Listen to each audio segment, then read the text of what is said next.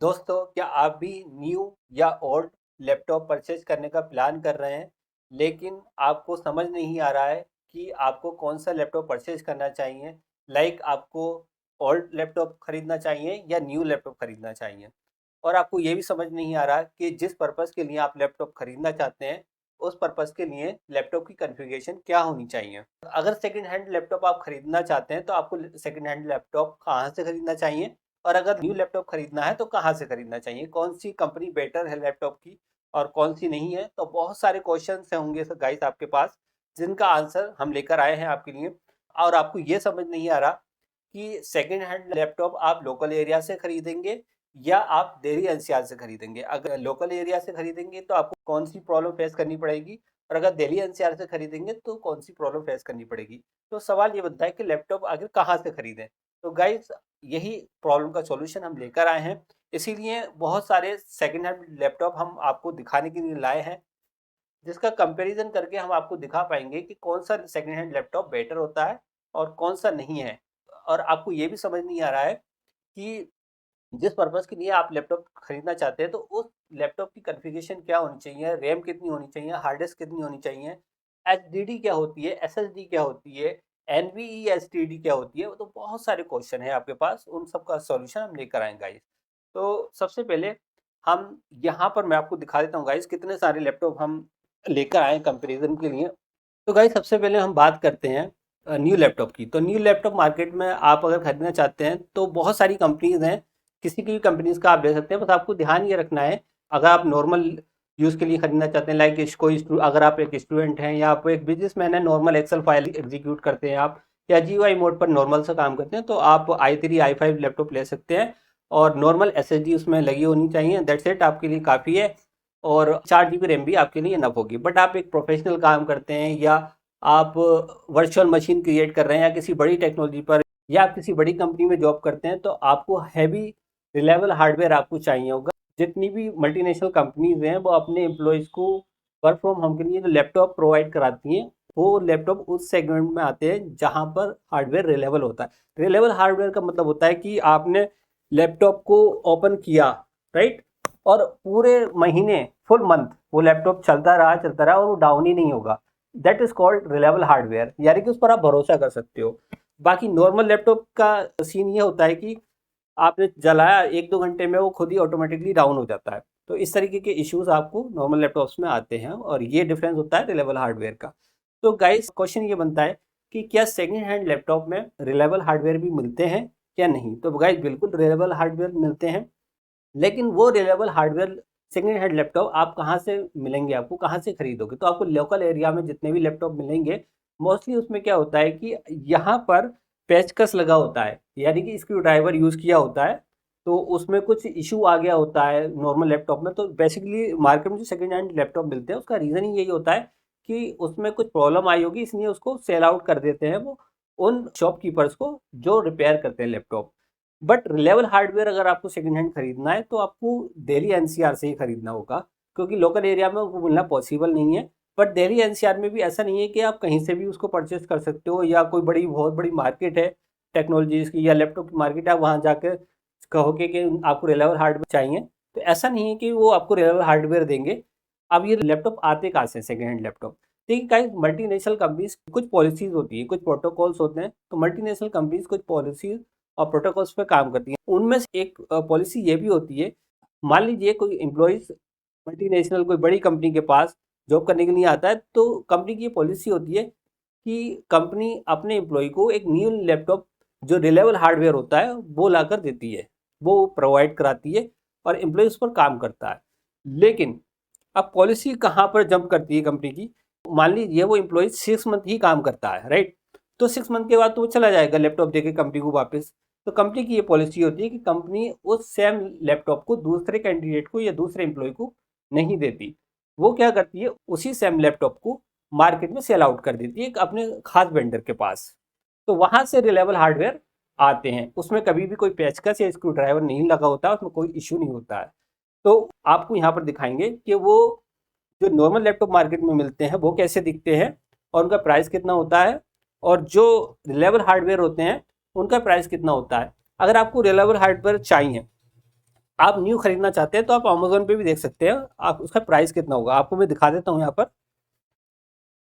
तो गाइस हम आपको यहाँ पर अमेजोन पर भी दिखा देते हैं कि अगर आप न्यू लैपटॉप खरीदते हैं तो रिलायबल हार्डवेयर, जो हार्डवेयर अच्छे होते हैं उनका प्राइस कितना होता है, अमेजोन पे भी आप देख सकते हैं यहाँ पर।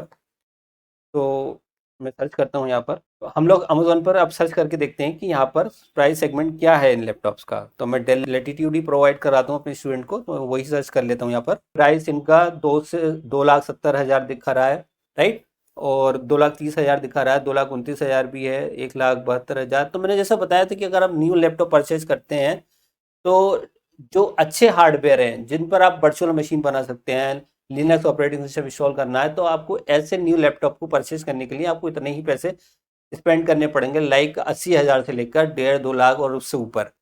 तो ये प्राइस सेगमेंट था। बाकी अगर आप इन्हीं लैपटॉप को सेकंड हैंड लैपटॉप में खरीदते हैं तो अब इनका प्राइस आपको 25 से 30 हज़ार तक पड़ जाएगा। तो ये जितने भी लैपटॉप मेरे पास हैं सेकंड हैंड लैपटॉप हैं, और हम लोग सेकंड हैंड लैपटॉप भी प्रोवाइड करते हैं। तो गाइस अभी इन्हीं सेगमेंट में जो लैपटॉप आप न्यू ऑनलाइन देख रहे थे, जो 2,70,000 का था, 1.5 लाख का था, जैसे मैंने आपको बताया था, तो ये इतने से 80,000 से लेकर 1.5 लाख 2 लाख और उससे ऊपर जाता है प्राइस। तो अगर आपको सेकंड हैंड लैपटॉप इस सेगमेंट में खरीदना है कि न्यू जैसा हार्डवेयर उसका हो, तो सेकंड हैंड लैपटॉप ही हम लोग प्रोवाइड कराते हैं। और वो सेम लैपटॉप है जो आपने ऑनलाइन देख रहे थे, तो उसका प्राइस 2 लाख के आसपास था, लेकिन यही आपको 25 से 30 हज़ार रुपए में हमारे पास मिल जाएगा। बट अब सवाल ये बनता है कि लैपटॉप हम सबको प्रोवाइड कराते हैं या सिर्फ अपने स्टूडेंट को ही देते हैं। गाइस ये लैपटॉप सिर्फ हम अपने स्टूडेंट को ही प्रोवाइड कराते हैं। क्यों? क्योंकि बेसिकली होता क्या है कि जिस कंपनी के थ्रू या वेंडर के थ्रू हमारे पास ये लैपटॉप आते हैं, तो हम लोग बल्क में लैपटॉप लेते हैं, जैसे 50 पीस ले लिए, 100 पीस ले लिए, तो हमें प्राइस कम पड़ता है। यानी कि अगर मार्केट में इसका प्राइस अगर आप खरीदने जाओगे सिंगल लैपटॉप तो 40,000 के आसपास पड़ेगा, लेकिन हमारे पास सेम लैपटॉप मिल जाएगा 30,000 में। लेकिन ये लैपटॉप हम अब इस पर हम अर्निंग नहीं करते, वरना हम भी इसको 40,000 का ही प्रोवाइड कराएंगे स्टूडेंट को। बट हम सबको प्रोवाइड नहीं कराते लैपटॉप। ये लैपटॉप सिर्फ हम अपने स्टूडेंट को ही प्रोवाइड कराते हैं, क्योंकि उनको हाई टेक्नोलॉजीज पर काम करना होता है गाइस। तो गाइस अभी हम आपको दिखाने वाले हैं कि जो मार्केट में आपको लोकल एरिया में सेकेंड हैंड लैपटॉप मिलते हैं उनमें डिफरेंस क्या होता है, और हमारे जो रिलायबल हार्डवेयर लैपटॉप होते हैं जो हम प्रोवाइड कराते हैं सेकेंड हैंड, उनमें डिफरेंस क्या होता है। तो गाइस हमारे पास दोनों तरीके के लैपटॉप अवेलेबल हैं इस टाइम। जो मार्केट लोकल एरियाज में मिलते हैं आपको 15,000 20,000 में मिलते हैं, वो भी हैं, और जो रिलायबल हार्डवेयर हम सेम प्राइस में प्रोवाइड करा देते हैं वो भी हमारे पास हैं। तो जो बेटर हार्डवेयर के लैपटॉप हैं जो हम अपने स्टूडेंट को प्रोवाइड कराते हैं, ये मैं अलग रख लेता हूँ, ये बाद में दिखाता हूँ आपको। पहले मैं आपको वो लैपटॉप दिखाता हूँ जो आपको लोकल एरियाज में मिल जाते हैं। जैसे ये एचपी का लैपटॉप है मेरे पास। गाइस आपको बताऊं तो ये 3 से 4 लैपटॉप हमारे पास स्टोर रूम में पड़े थे बहुत टाइम से, मैंने इसको यूज़ नहीं किया था क्योंकि ये किसी काम के नहीं है। हालांकि इसमें i5 प्रोसेसर है, 8 GB रैम है, नॉर्मल यूज़ के लिए बढ़िया है। बट हम अपने स्टूडेंट को ही प्रोवाइड नहीं कराते, क्योंकि हमको मालूम है कि स्टूडेंट को पढ़ाना तो हमें ही है, तो वो हमारे से कनेक्टेड रहते हैं हमेशा के लिए। तो ऐसे लैपटॉप हम अपने स्टूडेंट को कभी प्रोवाइड नहीं करेंगे। और ये लैपटॉप आपको मार्केट में मिल जाएंगे 15 से 20 हज़ार के आसपास, क्योंकि 7th जनरेशन है। लेकिन हम अगर इस लैपटॉप को देंगे किसी को तो हम सिर्फ 10,000 में दे देंगे इस लैपटॉप को। तो जो भी मार्केट प्राइस है उससे 10,000 कम पर आप कोई भी लैपटॉप हमसे ले सकते हो, चाहे वो रिलायबल हार्डवेयर हो या वो नॉर्मल लैपटॉप हो, राइट। अब देखिए ये लैपटॉप देखिए, ये कितना शानदार नीट एंड क्लीन लैपटॉप है गाइस, राइट। सो इसका जो प्राइस मार्केट में मिलेगा आपको, ये i5 है और 8 GB रैम है इसके अंदर, ये आपको मिल जाएगा मार्केट में 10-15 हज़ार, 15,000 का मिल जाएगा, 10,000 का भी मिल सकता है, 12,000 का भी मिल सकता है। लेकिन ये सिर्फ 5,000 का हमारे पास, बट हम ये अपने स्टूडेंट को कभी नहीं देते। इसके अलावा डेल का है एक ये लैपटॉप मार्केट में आपको 25,000 में मिलेगा, लेकिन हम ये सिर्फ देते हैं 15,000 में, अपने स्टूडेंट को नहीं देते, लेकिन बाहर के लोगों को दे देते हैं। तो गाइस अभी आते हैं रिलायबल हार्डवेयर पे, राइट, जो कंपनीज प्रोवाइड कराती हैं अपने एम्प्लॉयज़ को। तो उनमें से ये लैपटॉप है, ये 8 GB रैम है, इसमें i5 है और 8th जनरेशन है। ये आपको हमारे पास मिल जाएगा 20,000 में ओनली, ये मार्केट प्राइस का 30,000 है, राइट। और इसके अलावा आपको और लेटेस्ट जनरेशन चाहिए, लाइक आप चाहते हैं कि आपको 11th जनरेशन चाहिए और 16 GB रैम चाहिए और SSD 256 या 512 या 1 TB SSD चाहिए, तो वो लैपटॉप हमारे पास 28,000 में मिल जाएगा। एक ये है हमारे पास, एक ये है, इसकी डिस्प्ले छोटी है, जिसको नॉर्मल CUI मोड पे काम करना है तो वो इसका यूज़ कर सकते हैं। बहुत हैंडी लैपटॉप है, मैं पर्सनली इस लैपटॉप को यूज़ करता हूँ। इसकी भी कॉन्फ़िगरेशन सेम है, i7 16 GB रैम 25,000 में मिल जाएगा ये भी आपको। इसके अलावा एक लैपटॉप ये है, 11th जनरेशन है। 11th जनरेशन लैपटॉप मिलते नहीं है इस टाइम मार्केट में, बहुत मुश्किल से मिलते हैं, तो ये वहीं से ही मिल सकते हैं जो कंपनी से आए हैं हमारे पास। नॉर्मल लोकल एरियाज़ में आपको नहीं मिलेंगे। तो हमेशा अपने स्टूडेंट को या किसी कोई भी मुझसे पूछता है कि लैपटॉप आपको कहाँ से खरीदना चाहिए, तो मैं हमेशा यही सजेस्ट करता हूँ कि आपको लैपटॉप हमेशा उस कैंडिडेट से या उस वेंडर से ही खरीदना चाहिए जो किसी कंपनी से जुड़ा हुआ है, टाई अप है। ऐसा नहीं कि आप मार्केट में या किसी चलते रहा किसी बंदे से भी आप खरीद लें, वरना आप लॉस कर पाएंगे अपना। इसके अलावा टच स्क्रीन लैपटॉप भी हमारे पास गाइस। तो एक ये लैपटॉप है, आप ये देख सकते हैं, बिल्कुल नीट एंड क्लीन। इसका डिस्प्ले बहुत शानदार है, टच स्क्रीन है, और ये कुल हमारे पास अब मिल जाएगा 20,000 में। ये भी i5 है, 8 जनरेशन है, जबकि ये सेम लैपटॉप अगर आप मार्केट में लेने जाओगे तो 30,000 का मिलेगा। एक ये लैपटॉप है हमारे पास, ये कुल मिल जाएगा आपको 8,000 में, बट ये हम नहीं देते अपने स्टूडेंट को। सो गाइस, इस तरीके से बहुत सारे लैपटॉप मैंने आपको दिखाए, 9-10 लैपटॉप हैं यहाँ पर। तो गाइस, हमने आपको स्टार्टिंग में बताया था कि हम आपको डिफरेंस बताएंगे SSD और HDD में क्या डिफरेंस होता है। तो हम आपको लैपटॉप खोल कर भी दिखा देते हैं। ये जो लैपटॉप था मेरे पास, मैंने इसको ओपन कर लिया है, राइट। तो इसमें क्या क्या होता है, एक तो हार्ड डिस्क होती है, हार्ड डिस्क इस जगह होती है, इसको आप निकाल सकते हो, इसको हम हार्ड डिस्क बोलते हैं। ये इंटरनल हार्ड डिस्क होती है, तो आप देख सकते हैं। और इसी तरीके से हार्ड डिस्क एक्सटर्नल भी आती है, लेकिन SSD और हार्ड डिस्क में डिफरेंट ये होता है कि इसकी स्पीड बहुत कम होती है HDD की। इसको हार्ड डिस्क बोलते हैं, HDD हार्ड डिस्क। इसमें बोतल लगी होती है, आप इसको कान के पास अगर लगाएंगे तो आपको आवाज़ आ जाएगी कि ये चल रही है, बट ये जब लैपटॉप में लगी होगी तभी आपको आवाज़ आएगी, यानी कि ऑन होगी। इसके अलावा SSD भी इसी साइज़ में आती है, लेकिन वो आपके जैसे मोबाइल में आप मेमोरी कार्ड यूज़ करते हो तो वो उसी टाइप से होती है। उसमें कोई मोटर वगैरह नहीं चलती है, इसलिए उसमें साउंड नहीं आती, और वो भी यहीं लगती है। इसी तरीके से आप अपने लैपटॉप में लगा सकते हो, राइट। अब गाइस, क्वेश्चन ये बनता है कि रैम क्या होती है, तो आपको रैम भी मैं यहाँ दिखा देता हूँ। एक्चुअली इस लैपटॉप में रैम इंटरनल लगी हुई है, तो एक्सटर्नल रैम होती है इतनी बड़ी, आप देख सकते हैं, मिल जाएगी आपको देखने को। तो गाइस, इस तरीके से हार्डवेयर आता है।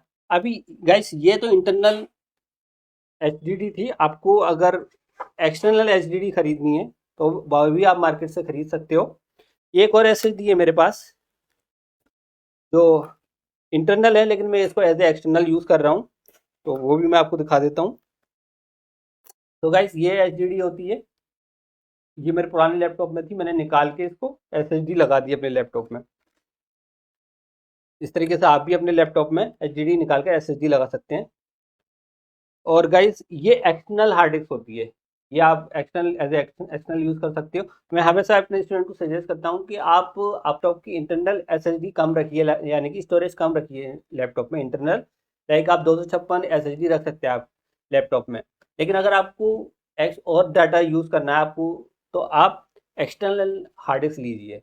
उसका फ़ायदा ये होगा, एक्सटर्नल हार्ड डिस्क अगर आप खरीदते हैं या SSD खरीदते हैं एक्सटर्नल, तो उसका फ़ायदा ये होगा कि आपकी एक सेफ्टी बनी रहेगी, सिक्योरिटी बनी रहेगी कि आपका अगर लैपटॉप कोई यूज़ भी करता है तो आपका डेटा वहाँ से लॉस नहीं होगा, या लैपटॉप ख़राब होता है तब भी आपका डेटा लॉस नहीं होगा। तो इसलिए एक्सटर्नल हार्ड डिस्क आपके पास होनी चाहिए। वो आप 1 TB ले सकते हो, 2 TB भी ले सकते हो, और अभी तो मार्केट में NVE करके भी आ रही हैं, SSD भी आ रही हैं। अभी ये भी एक SSD है, इसका साइज़ इतना सा होता है, रैम के बराबर होती है, छोटा साइज़ होता है, इस टाइप की होती है। तो ये भी लैपटॉप में इंटरनली यूज़ होती है, ये मैं एज ए एक्सटर्नल इसको यूज़ कर रहा हूँ, राइट। अगर गाइस आप एक्सटर्नल हार्ड डिस्क खरीदना चाहते हैं तो मैं हमेशा सजेस्ट करता हूँ अपने स्टूडेंट को कि आप SSD खरीदिए। और SSD में भी दो तरीके की SSD आती है, एक नॉर्मल SSD आती है और एक आती है NVE करके, और एक और आती है जिसको हम गेमिंग SSD बोलते हैं। तो ये मैंने भी पर्सनली अपने यूज़ के लिए परचेज की हुई है, ये आप देख सकते हैं, सीगेट की है, और ये कितनी स्लिम और कॉम्पैक्ट है SSD। इसका 2 TB का प्राइस है 32,000 रुपीज़। आप परचेज कर सकते हैं, लैपटॉप से ज़्यादा महंगी पड़ेगी ये, बट आपकी सेफ्टी और सिक्योरिटी बढ़ जाएगी डेटा की, राइट।